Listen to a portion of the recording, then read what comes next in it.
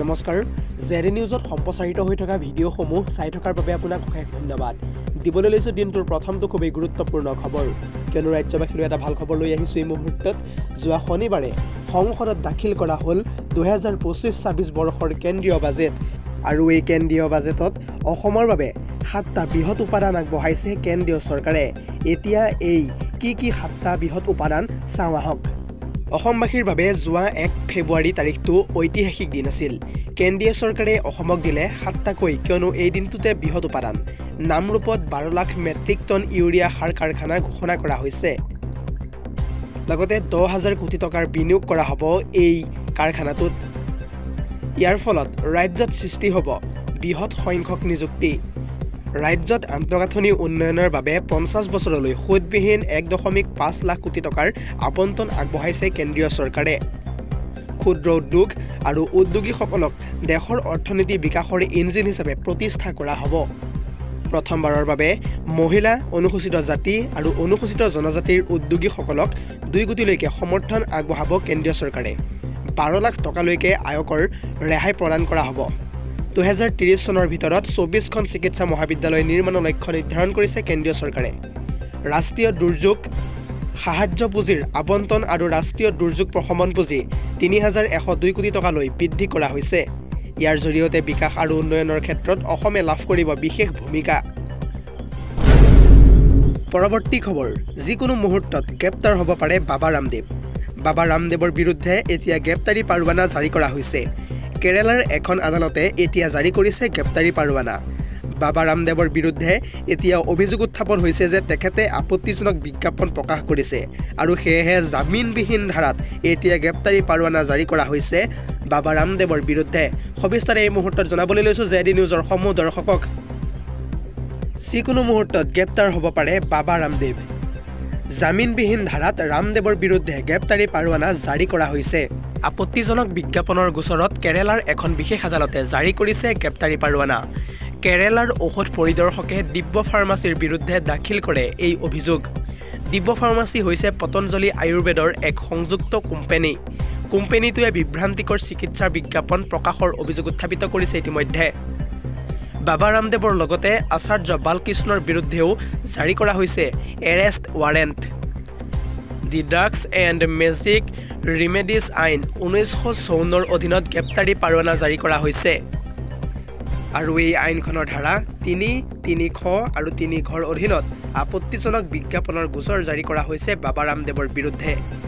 ধাৰা 3ত কিছুমান ৰোগৰ চিকিৎসাৰ বাবে কিছুমান ঔষধৰ বিজ্ঞাপন নিষিদ্ধ কৰা হৈছে লগতে ধাৰা 300ত যৌনতাৰ বাবে মানুহৰ ক্ষমতাৰ দাবী কৰা ড্ৰাগছৰ বিজ্ঞাপন নিষিদ্ধ কৰা হৈছে লগতে ধাৰা 300ত কোনো ৰোগৰ নিৰাময় প্ৰশমন চিকিৎসাৰ দাবী কৰা ঔষধৰ বিজ্ঞাপন নিষিদ্ধ কৰা হৈছে গোচৰৰ প্ৰথম অভিযুক্ত দিব্য ফাৰ্মাচী দ্বিতীয়তে আছে আচাৰ্য বালকৃষ্ণ আৰু তৃতীয়তে হৈছে বাবা ৰামদেৱ এই তিনিজনৰ বিৰুদ্ধে এতিয়া এৰেষ্ট ৱাৰেণ্ট জাৰি কৰা হৈছে ভিডিঅ'টোৰ পৰৱৰ্তী অংশলৈ আগবঢ়াৰ আগতে আপোনালৈ এটা সৰু অনুৰোধ যদিহে আপুনি এতিয়াও আমাৰ এই চেনেলটো ছাবস্ক্ৰাইব কৰা নাই তেন্তে প্ৰত্যেক দিনে এনে ধৰণৰ দেশ বিদেশৰ বাতৰিসমূহ পাই থাকিবৰ কাৰণে আমাৰ এই চেনেলটো ছাবস্ক্ৰাইব কৰি ৰাখিব পৰৱৰ্তী খবৰটো হৈছে আন এটা বহুতেই বেছি গুৰুত্বপূৰ্ণ খবৰ কিয়নো আমেৰিকাৰ ৰাষ্ট্ৰপতি ৰূপে শপত গ্ৰহণ কৰাৰ পিছতেই ডোনাল্ড ট্ৰাম্পে এটাৰ পিছত আনটো ডাঙৰ সিদ্ধান্ত গ্ৰহণ কৰিছে আৰু তাৰ পিছত গাজাক লৈ এই সিদ্ধান্ত লৈছিল গাজাক লৈ কৰা এক পৰিকল্পনা বা সিদ্ধান্তৰ পিছতেই এতিয়া বিশ্বৰ ইছলামিক ৰাষ্ট্ৰৰ ৰুখত পৰিছে ডোনাল্ড ট্ৰাম্প সবিশেষ জনাবলৈ চেষ্টা কৰিছো ফুল প্লেটৰ মাধ্যমেৰে আমেৰিকাৰ বিৰুদ্ধে বিশ্বৰ বহুকেইখন ইছলামিক দেশ এতিয়া সক্ৰিয় হৈ উঠিছে ইছলামিক দেশৰ ৰুখত পৰিছে এবাৰ আমেৰিকাৰ ৰাষ্ট্ৰপতি ডোনাল্ড ট্ৰাম্প